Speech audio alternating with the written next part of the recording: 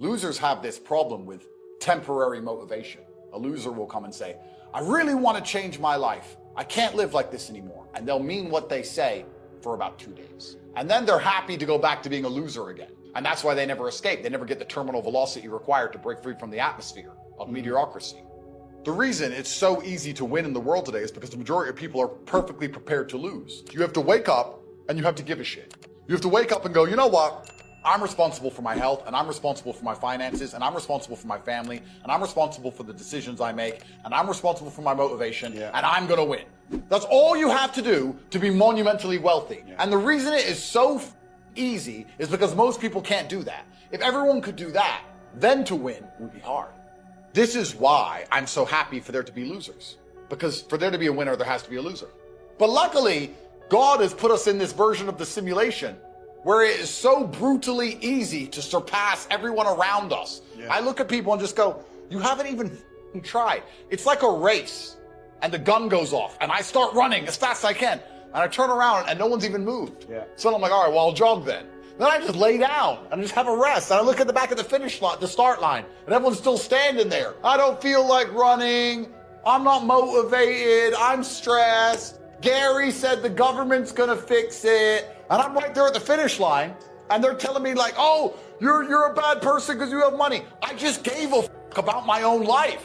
Like, I just cared. Who do you expect to wake up and give a shit if you don't?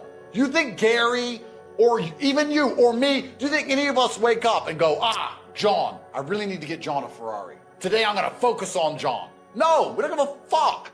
If John cares about himself, then I'll help him. John, if you don't care about your own life, no one's gonna ever care about your own life more than you do. You're just gonna perpetually lose and permafail. It's not my job to drag you up from the gutter. The dream, the primary objective of financial freedom isn't Lambos and yachts and these things. It's to not have constant anxiety, stress, and worry and complaints about health, or your mother needs you, or your car breaking down. It's just knowing that all of life's little problems can be fixed because you have money, because you can pay someone else to fix them. To achieve this dream, men in the 1800s would get into wagons and cross the uninhabited terrain, risk murder or kidnap by the Native Americans, risk malaria or typhoid, and if they made it alive, they'd buy a shovel and stand in the desert heat all day long, digging in the sand for little pieces of gold. People lost their lives for a chance at financial freedom. And nowadays you say to someone, you haven't got to do that. You don't have to take a 6-week journey across unexplored terrain and risk your life. You haven't got to do that. You know what you have to do? You have to type on a keyboard. You can be rich if you type on a keyboard. Yeah, later. How the f do you help these people? And then they're going to sit there and go, oh yeah, the government's going to save me. The government is never going to save a fucking loser like you. You deserve to lose. I don't feel sorry for you at all, because when I had nothing, I'd do anything it fucking took. If you told me I had to only type on a keyboard, I would have typed on that keyboard non-stop for fucking 72 hours. Most people who are losing deserve to lose. I believe everything in the world is a choice. So if someone's overweight, they chose to be overweight. If someone's broke, they chose to be broke. People will argue with me when I say that. They say, no, I didn't choose to feel this way. And I'll argue back that believing everything is a choice empowers you to make the change. Trying to say that everything is not a choice removes your power and your authority and your responsibility and your capability. So I think the most powerful thing you can do if you're a depressed or sad person is accept that you have chosen to be one, and you can choose to stop being one. But surely your mindset as a man, especially in the world today, should be the mindset which allows you to be most competitive and win. Forget truth.